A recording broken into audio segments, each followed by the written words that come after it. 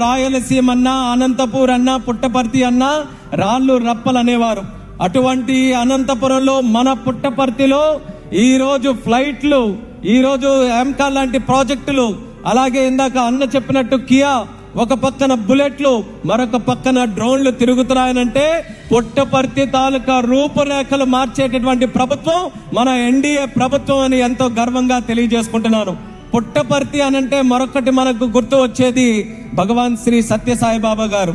ఆయన చేసినటువంటి కృషి వల్ల పుట్టపర్తి ప్రపంచంలోనే శాంతికి ఒక ఆధ్యాత్మిక కేంద్రంగా ఉంది. కానీ శాంతి కూడా రెండు రకాలు. మనశ్శాంతి, ఇంటర్నల్ పీస్, అంతర్గతంగా ఉన్నటువంటి శాంతి కోసం ఆ రోజు భగవాన్ శ్రీ సత్యసాయిబాబా గారు ప్రశాంతి నిలయం కట్టి ప్రపంచంలో ఉన్నటువంటి వ్యక్తులు శాంతిని కోరుకుంటూ వస్తే దానికి ఒక కేంద్రంగా పుట్టపర్తిని చేశారు. ఆ శాంతి మనశ్శాంతితో పాటు మరొక శాంతి కూడా ఉంది, శాంతి భద్రత.